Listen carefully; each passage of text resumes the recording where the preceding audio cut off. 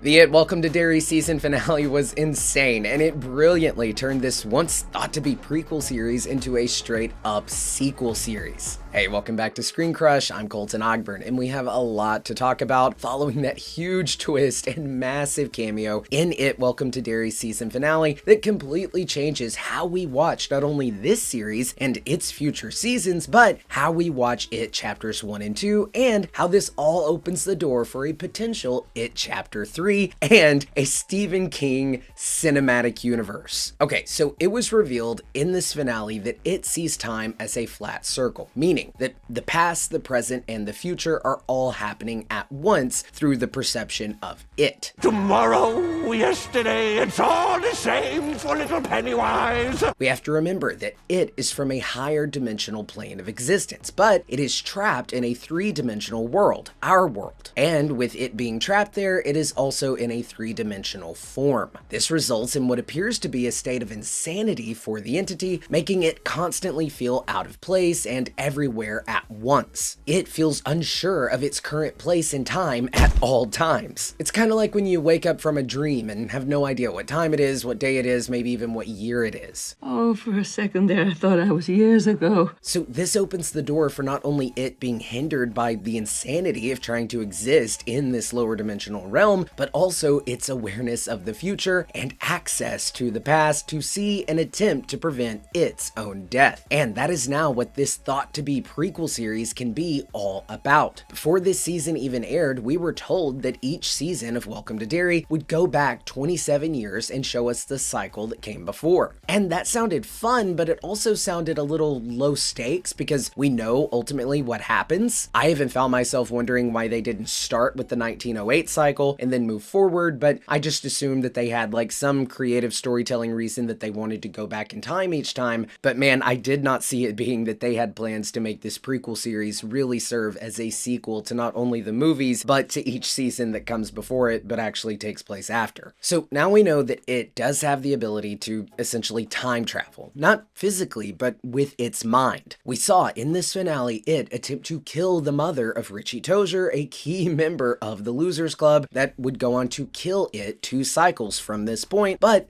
It failed to do so, and now It is still set on a path to die in that 2017 cycle. Now, for Welcome to Derry Chapter 2, when we go back to the 1935 cycle, that's the cycle with the Bradley Gang massacre, we're not merely going to be going back in time, but we'll be seeing It's next attempt at killing the ancestor of not only Richie, but now the ancestor of Marsh, Richie's mother. So while it will be a prequel in terms of going back in time, it will be a continuation, a sequel for the character of It, who in its mind will have already experienced the events of It Welcome to Derry Chapter 1 that took place in 1962. And now with its defeat in that season, it is now going to go further back in time and attempt to save its own life once again. And I think come the end of this series, likely after Welcome to Derry Chapter 3 and our look at the 1908 cycle, which we spent a lot of time in this season with Bob Gray and young Francis Shaw, that season could show us It finally succeed in killing a very important ancestor of Richie Tozier or one of the other Losers Club members, thus rewriting history and creating a reality, an alternate timeline where It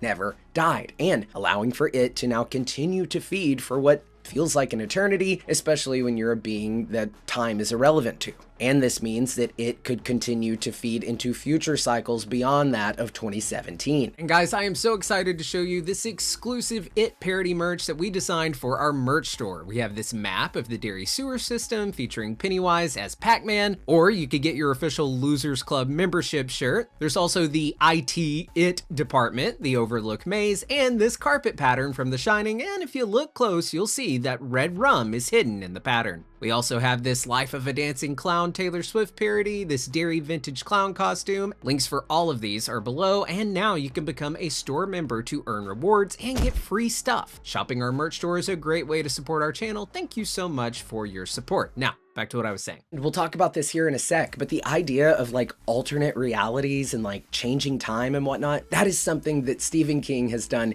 in his Dark Tower series and with his entire Stephen King multiverse that connects all of his stories. So this big reveal in the finale could open the door to this little cameo of Sophia Lillis coming back to the role of Beverly to be more than just a cameo, but an actual setup for her to have a big return to the role of Beverly. We've seen in It Chapter 1 that Beverly was shown the deadlights, giving her a glimpse of the future, perhaps even opening her third eye and opening her ability to shine like Dick Halloran. Beverly says at the end of It Chapter 1 that she saw the future. Now, we could see a scenario where if it succeeds in rewriting reality, we then have an alternate timeline Beverly Marsh, who is a late teen or a young adult. The events of It Chapter 1 did happen, but she then becomes aware that something terrible in the multiverse has occurred, and she could feel that shift. And yes, I know people are tired of the multiverse, but like I just said, King has been doing it for decades, so let's let him cook. This means that we could then see an It Chapter 3 that gives us the return of that kid cast, now grown up, but not,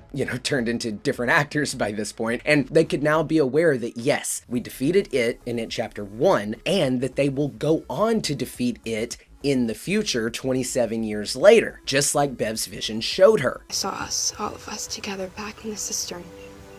But we were older.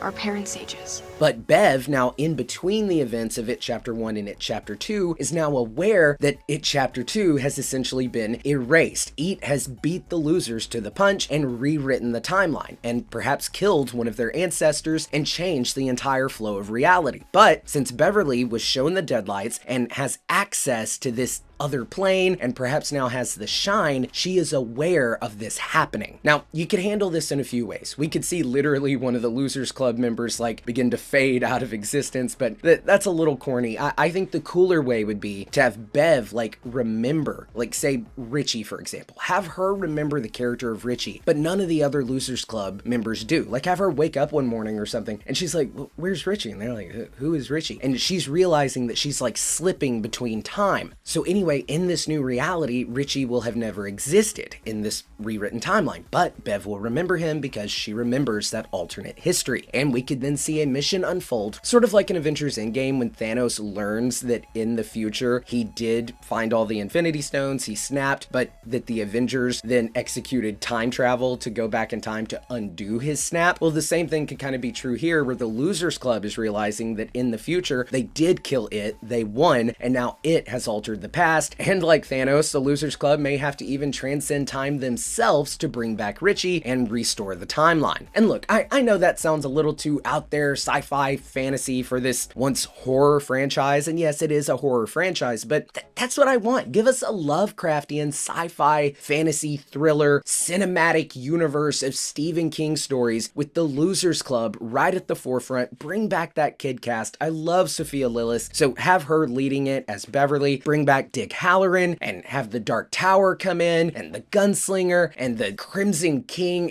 It would be dope. But okay, I'm getting a little excited. I want to now bring in my guests, Lee and Elias, to get their thoughts on all of this. Guys, first, before we get into the Colton's crazy and wants a big multiverse saga of Stephen King movies and shows, what were your thoughts on the It Welcome to Derry, the series, this finale, and how they have found this awesome way to turn this prequel thing into a sequel? Lee, what did you think? I loved it. I really liked how this focused a lot on the parents, because I feel like that's not really something that we get with it in particular.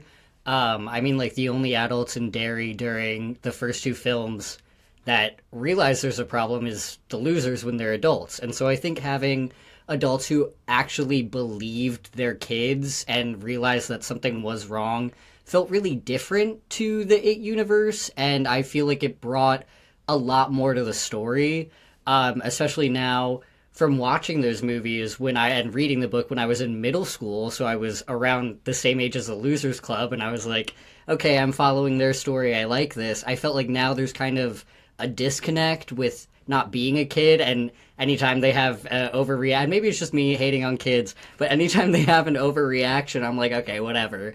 But having adults especially having Hanlon not have like being a man without fear and fearing it. I feel like I was able to connect to the story more, and I don't know, it just felt realer within the story itself.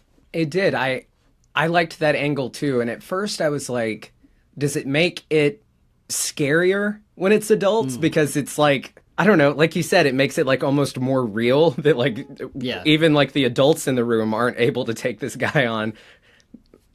I don't know. But it also, it works thematically because they're literally setting up like the Losers Club's parents and stuff. So it's like the kids are the adult. It's super cool. Okay.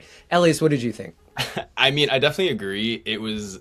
So, before I start, I'm going to preface, this was like my first intro into like the It universe pretty much. Like I hadn't seen the It stuff until we started working on Welcome to Derry.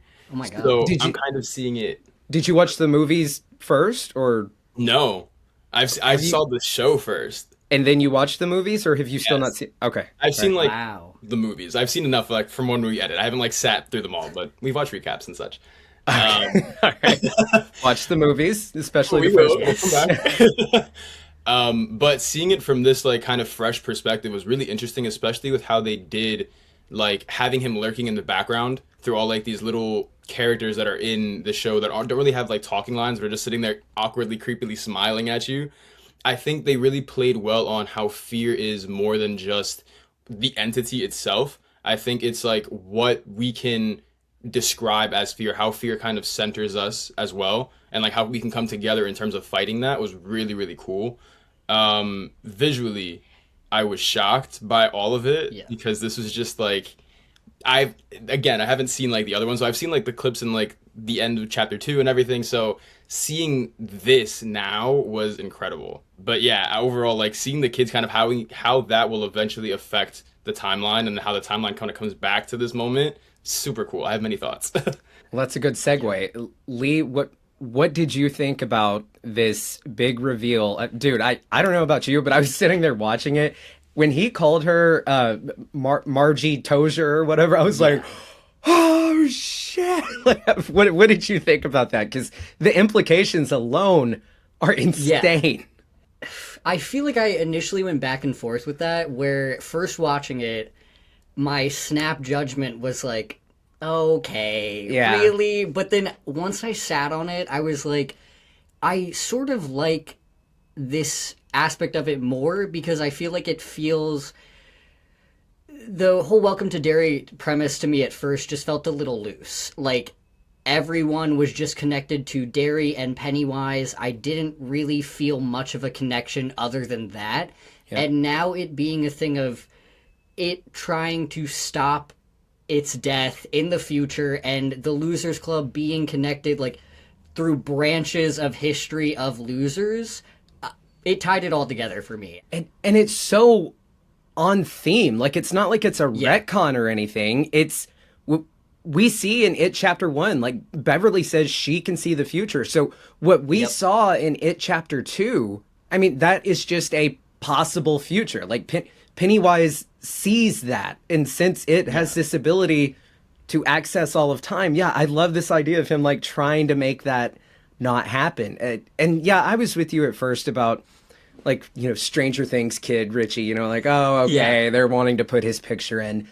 But dude, when they brought in Bev at the end and they did that extra setup of Marge mentioning it to Lily at the tower, I was like, okay, they're setting up something cool.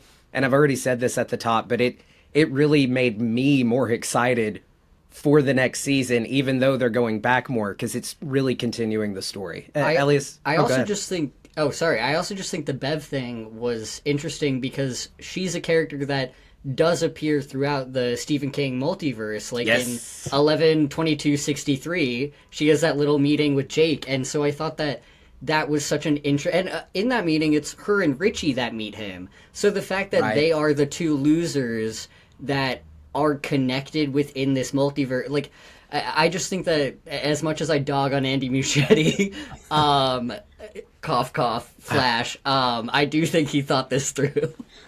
I'm so glad you mentioned that because God, now I'm kind of embarrassed I didn't mention that in the breakdown. I haven't read, is it 11/22/63, right? Yeah. I've only read like the synopsis. I know it's about like going back in time and trying to stop JFK's assassination, right? Yeah. Okay, so you're saying that Bev and Richie have a cameo in that, and I'm assuming they talk Yeah. about this idea of like understanding And time and all that? so it's been a minute, but they run into Jake, and I forget what he explains to them, but then it is completely erased once he fixes the whole timeline. So it never actually happens. It never happens in their timeline, but it does occur. So it does. is like Exactly, a separate branch. Yeah. It still occurred. Maybe it's not. It's kind of like, okay. Oh yeah, he teaches them how to dance. That it's like such a small little off thing. Yeah. So like to pander to our audience, the Marvel thing, it's like a TVA pruning a timeline. That timeline Exactly. still existed. It happened. It's just gone now. Yeah. Okay. So Yeah. that's Super cool. actually really interesting because so in chapter 2 we see that Mike, he's able to also see the past, correct? Like when he sees like the first maturing version room. of Chan. Yeah. So I kind of had a theory earlier in the day where it's like if we're gonna keep going back in time as the seasons go, what I would love is if we see that original Chan, but this time it doesn't like fail and they actually do manage to kill it then, and then suddenly this timeline never ends up being real. Ooh. That And would it be kind of interesting, retcons the yeah. entire, like it has So, a like, full the- circle moment. The Shokapiwa tribe. Right. Yeah. Yeah. I think what that was- would be a really interesting, like, kind of segue to be like, here was the beginning of the story, and now here's the end of it, so much so that it doesn't exist anymore. And we may already be seeing some of that because I don't remember them mentioning the Shokapiwa tribe whatsoever in this series, but that's what they're called in the movies. Maybe we're already in a different in the series, series of they events. just called them the children of Maturin. But So I don't even know if think- that's Interesting. a nickname or something different entirely. But I don't think they even said that in the series, did they? It was in that like behind the so. scenes no, it was thing. in the behind the actress- scenes yeah. thing. Yes. Interesting. Because, like, I feel like them focusing on, like, the Native American tribes and, like, the history of it can't be just, here's a little tidbit of history. I feel like that might be, like, a thread that they're going to continue going on to the next seasons. Plus, the whole story arc of, like, the pillars and the dagger, that's too interesting for me to not want to touch back on in future Yes. seasons. So, fingers crossed. Well, and plus, if it's I was worried it was going to feel very like a, what's it called? Like an anthology series, like not have much to do with the other. And like we would just have this feeling of, oh, we know what happens, or, oh, this lady's name or this guy's name happens to be the same last name as Lily, or so, just little stuff like that. Yeah. But now it's so much more than that. Do you guys think, and I talked about this at the top, do you guys think that if, okay, they do season 2, that's the 35 cycle, they do season 3, that's the 08 cycle with the Kitchener Ironworks and all that. We don't really know about a cycle before that. Do you think that's where they wrap or do we? Correct me if I'm wrong. But, I don't believe so. okay, so maybe that's where the series ends. And then they're like, okay, now we're doing It Chapter 3, the movie, bring back the original kid cast, have it mid-cycle. Does that feel cheap? Does it feel too much? Or are you really excited about it like I am? Because I love that original cast, especially Sophia Lillis that played Beverly. Yeah. She's in The Chair Company. I love her in that. So I'm really glad to see her back. Yeah. No, I like that idea. I really want to see the Bradley Game Massacre. Like, I just want to see... I think that is one of the most interesting... The big event phenomenons are the most interesting to me, just to see how Derry rallies around that and tries to explain that in their little minds. But I do think going back and then going forward is how I would like them to do it. My only gripe with that is I really, really, really want to touch base with Dick at the Overlook Hotel. Like, I do not want that thread to just fade off and leave us to guess what happens in between that and The Shining. I really love the actor that played him. I love The Shining. I have a Shining tattoo and a Pennywise tattoo. But that's just my main thing with this series. I feel like they brought on so much this season that it's going to be hard to do all of that within however many seasons they have, or 6 seasons in a movie, whatever they got. Would Before- that be satisfying as, like, a spinoff? do you think? I was gonna say, I was gonna throw that to you, Elias. Is Yeah. Oh, okay. do you think that? Yeah, I would want to Lee's point. I want to see a Welcome to the Overlook Hotel or whatever series, and just let them go cook and tell Shining stories as like a spinoff thing. I think that would be cool. Is that what you would like to see, Elias, or would you want to see him like appear in like an It Chapter 3? Maybe they need to cast a different actor to play like, Dick Halloran for that. Maybe. I definitely love the whole idea of having the shine and like being able to like kind of tap into whatever entity, cosmic source that comes with it and the entity itself. So I would personally love that, because I feel like that also ties back into the mythology of it all. I love the magic parts, you know me. So it's like, that would be really fun. I do think if we were to go further into the future, bringing Dick back as like a tie-in would be a really nice touch. I just don't know what they would really like. I would want to know how that would connect from like the third season of this show to the third and the other one. Yeah. It'd be an interesting like parallel that I would be very interested to see how they do.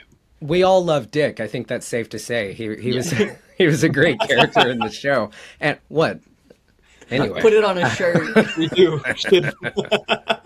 He was great, and that kind of transitions into. So yes, I want to see an It 3 movie. I think it'd be cool if they did a trilogy. I think it'd be cool if they found a way to connect it all to like do a Dark Tower, do what was that show? I haven't seen it. Castle Rock, that kind of connects all the stuff. Build you a interconnected cinematic universe. I mean, we know it can work if done right, and the books have proven that, because the books do the same thing. Is that something you'd want to see, Lee, or does it begin to insist upon itself?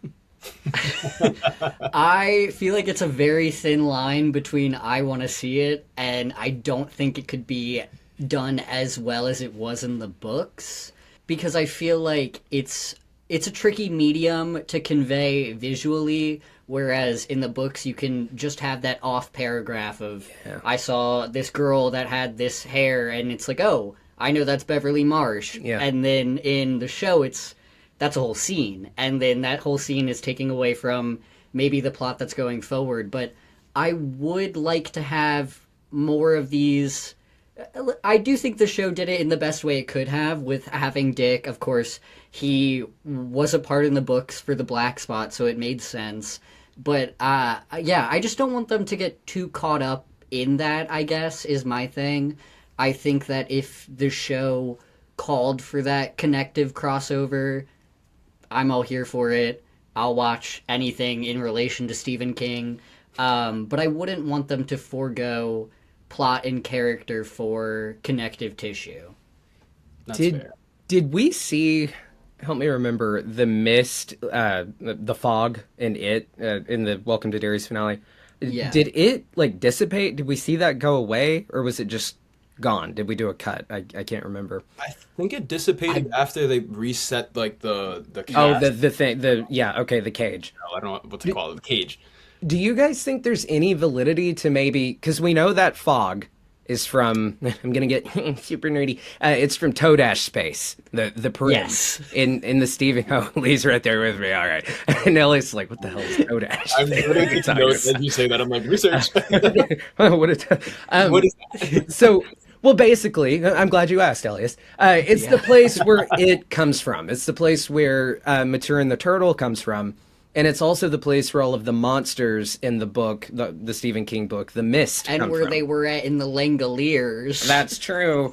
So, Lee, you seem excited. Do you think that they do anything with having, like, we saw this fog cast? Could that be the same fog mist from that space? We know that the mist takes place, like, not in Derry, but near Derry, right? Yeah. Could we see them take another crack at the mist? The reason that I lit up was because the second fog came in, and I was like, the mist! Like, that was the only thing in my head. Stephen King wrote that as well!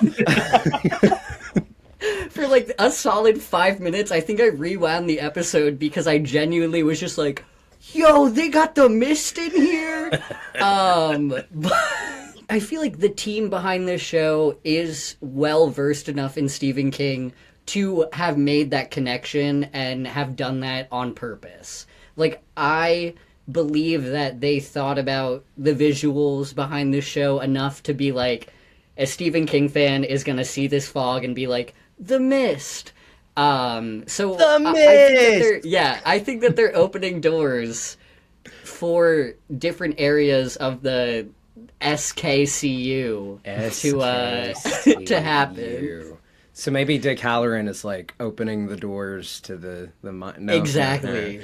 Yeah. Elias, you just learned about all of this. Does it sound exciting?